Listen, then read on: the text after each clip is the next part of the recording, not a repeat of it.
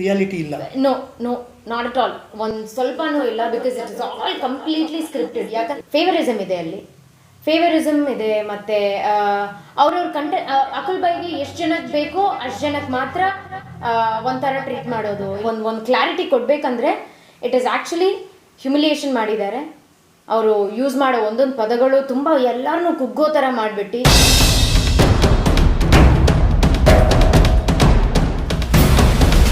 ಅಂತಂದರೆ ash mellow styler ಅಂತ ಹೇಳ್ಬಿಟ್ಟು ನೀವು ಆಲ್ರೆಡಿ ಇವ್ರನ್ನ ನೋಡಿತೀರ ಹಳ್ಳಿ ಪವರಲ್ಲಿ. ಅವ್ರ ಜೊತೆಗೆ ನಾವಿದ್ದೀವಿ. ಏನೇನಾಯಿತು ನಿಮಗೆಲ್ಲನೂ ಕೂಡ ಎಲ್ಲ ಟೆಲಿಕಾಸ್ಟಲ್ಲಿ ನೋಡಿರ್ತೀರ. ಬಟ್ ಅದ್ರ ಬಗ್ಗೆ ಕ್ಲಾರಿಫಿಕೇಶನ್ ಕೊಡೋಕ್ಕೆ ಅಂತಲೇ ನಮ್ಮ ಚಾನಲ್ ಮೂಲಕ ಬಂದಿದ್ದಾರೆ. ಮೇಡಮ್ ನಮಸ್ತೆ. ತಮಗೆ ನಮಸ್ತೆ. ಏನಿದು ಹೆಸರು? ಐಶ್ವರ್ಯ ಅಲ್ವಾ? ಹೌದು, ಐಶ್ವರ್ಯ. ಸೊ ಈಗ ಸ್ಟೇಜ್ ನೇಮ್ ಅಂತ ಒಂದಿರುತ್ತಲ್ಲ, ಸೊ ಎಲ್ಲರೂ ಕಾಲೇಜಿನಲ್ಲೇ let's welcome Aishwarya, next contestant, next dance performance by Aishwarya. ಅದು ನನಗೆ ಇಷ್ಟ ಆಗಲಿಲ್ಲ. ಅದಕ್ಕೆ ಆ್ಯಶ್ ಮೆಲೋ ಸ್ಟೈಲರ್ ಅಂತ ಇಟ್ಟಿದ್ದೀನಿ. ಅದಕ್ಕೆ ಓಕೆ. ಈಗ ತಾವು ಏನು ಮಾಡ್ಕೊಂಡಿರೋದು ನಾರ್ಮಲ್ ಆಗಿ? ಸೊ ನಾರ್ಮಲ್ ಆಗಿ ಫಿಲಮ್ ಇಂಡಸ್ಟ್ರಿಯಲ್ಲಿದೆ. ಫಿಲಮ್ ಇಂಡಸ್ಟ್ರಿಯಲ್ಲಿ ಲಾಸ್ಟ್ ಭೀಮಾ ಸಿನಿಮಾದಲ್ಲಿ. ಹೌದು ಹೌದು. ಯಾ.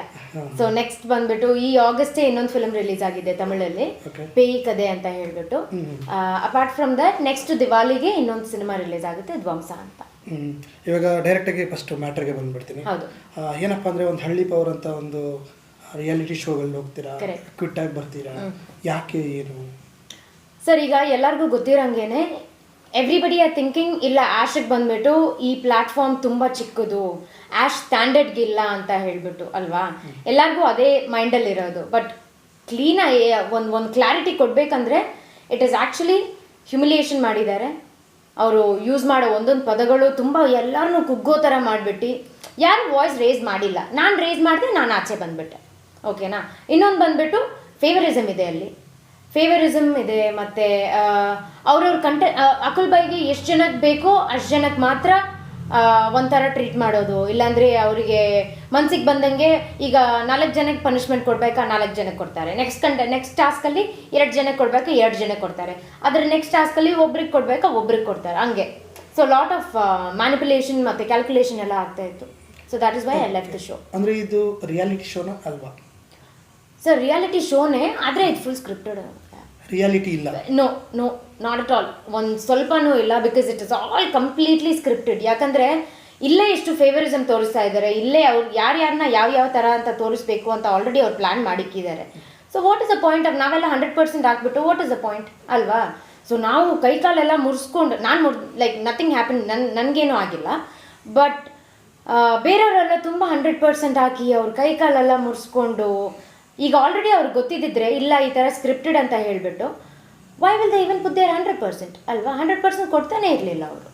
ಸೊ ಲೈಕ್ ದಟ್ ನಾವು ಈಗ ನೀವು ಕೇಳಿದ ಪ್ರಶ್ನೆಗೆ ಎಸ್ ಆರ್ ನೋ ಅಂತ ಹೇಳಬೇಕಂದ್ರೆ ಎಸ್ 100% ಇಟ್ ಇಸ್ ಸ್ಕ್ರಿಪ್ಟೆಡ್.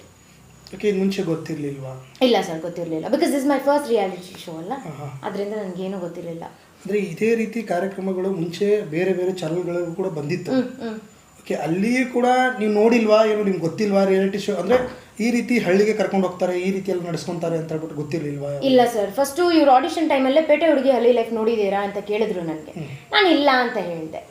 ಆಯಿತಾ? ಬಿಕಾಸ್ ನಾನು ಅಕುಲ್ ಅವರು ಮೇ ಬಿ ಟಾಸ್ಕ್ ಟೈಮಲ್ಲಿ ತುಂಬ ರೂಢಾಗಿರ್ತಾರೆ ಅಂತ ಬೇಸಿಕ್ ನಾಲೆಡ್ಜ್ ಗೊತ್ತಿತ್ತು. ಆದರೆ ಈ ಥರ ಎಲ್ಲ ಆಗುತ್ತೆ ಅಂತ ನನಗೆ ಗೊತ್ತಿರಲಿಲ್ಲ.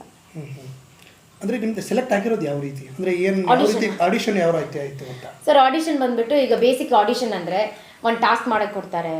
ಇಲ್ಲಾಂದರೆ ಈ ಥರ ಮಾಡಿ, ಇದು ಲಿಫ್ಟ್ ಮಾಡಿ, ಅದು ತಗೊಳ್ಳಿ, ಇಲ್ಲಾಂದರೆ ನಿನ್ನ ತಲೆ ಮೇಲೆ ಇಟ್ಕೊಳ್ಳಿ ಅಂತ ಏನಾದರೂ ಒಂದು ಬೇಸಿಕ್ ಆಗಿ ಕೊಡ್ತಾರಲ್ವಾ. ಇಲ್ಲಿ ನಾನು ಹೋಗಿದ ತಕ್ಷಣ ಏನು ಮಾಡಿದ್ರು, ಫಾರ್ಮ್ ಎಲ್ಲ ಸೈನ್ ಮಾಡಿಕೊಂಡು ನಿಮ್ಗೆ ಏನಾದರೂ ಫೋಬಿಯಾ ಇದೆಯಾ, ಇಲ್ಲಾಂದರೆ ನಿಮ್ಗೆ ಏನಾದರೂ ನಿಮ್ಮ ಹ್ಯಾಪಿಯೆಸ್ಟ್ ಮೂಮೆಂಟ್ ಯಾವುದು, ನಿಮ್ಮ ಸ್ಯಾಡ್ ಮೂಮೆಂಟ್ ಯಾವುದು ಎಲ್ಲ ಅವ್ರಿಗೆ ಗೊತ್ತಿರಬೇಕಿತ್ತಲ್ಲ.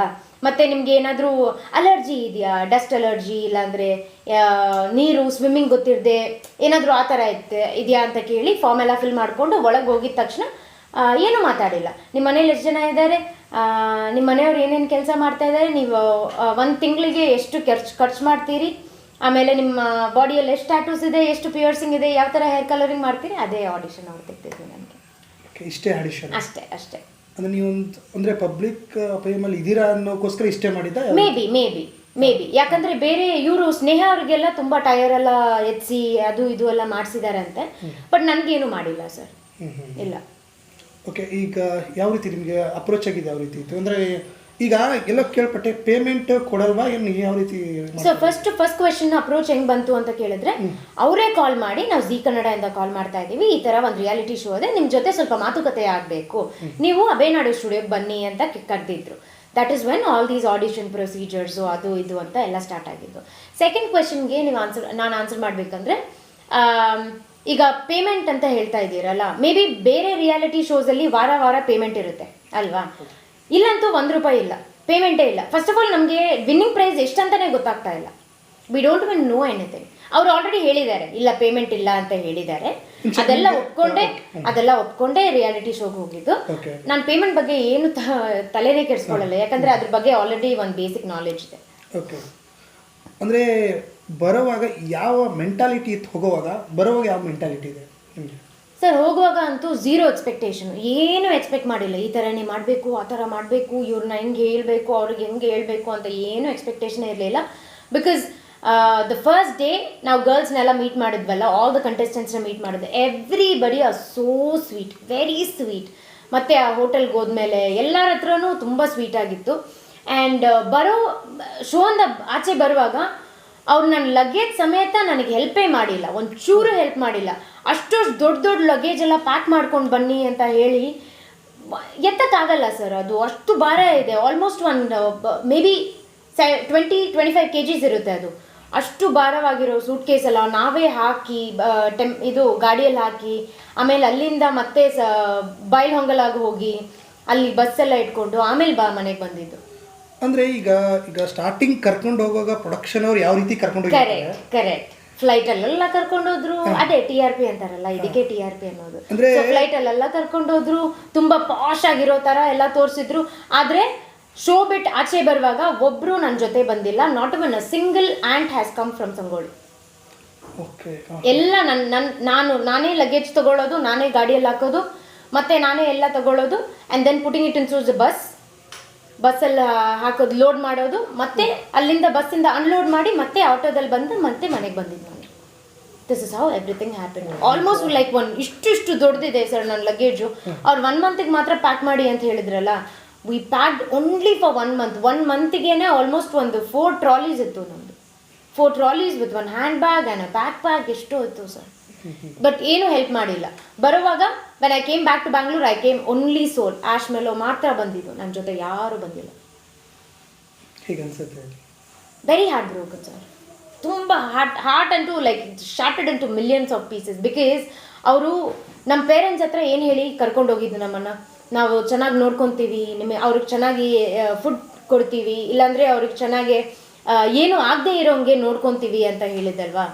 ಬಟ್ ಬರುವಾಗ ನಮ್ಮಮ್ಮ ಅಂತೂ ತುಂಬ ಡಿಸಪಾಯಿಂಟ್ ಆಗಿದ್ದಾರೆ. ಬಿಕಾಸ್ ಈ ಥರ ಎಲ್ಲ ಮಾಡಬಾರ್ದು. ಇಲ್ಲ ಇಲ್ಲ ಇಲ್ಲ, ಅವ್ರಿಗೆ ಫಸ್ಟ್ ಆಫ್ ಆಲ್ ಗೊತ್ತೇ, ನಾನು ಫೋನ್ ಇಲ್ಲೇ ಬಿಟ್ಬಿಟ್ಟು ಹೋಗಿದ್ದೀನಿ. ಯಾಕಂದರೆ ಅವ್ರ ಹತ್ರ ಕೊಟ್ಟರೆ ನನ್ನ ಫೋನು ಇಲ್ಲಿ ಪ್ರಮೋಷನ್ ಮಾಡೋಕ್ಕೆ ಯಾರೂ ಇರಲ್ಲ ಅಲ್ವಾ. ಆ್ಯಂಡ್ ಮೋರ್ ಓವರ್ ಫೋನ್ ಅವ್ರ ಹತ್ರ ಕೊಟ್ಟರೆ ಸ್ಕ್ರೀನ್ ಏನಾದರೂ ಹೊಡೆದೋಗಿದ್ರೆ ಪಕ್ಕಾ ರೀಪ್ಲೇಸ್ಮೆಂಟ್ ಅಂತೂ ಸಿಕ್ಕದೇ ಸಿಗಲ್ಲ. ಯಾಕಂದರೆ ₹1 ಕೊಡ್ತಾ ಇಲ್ಲ ವಾರದ.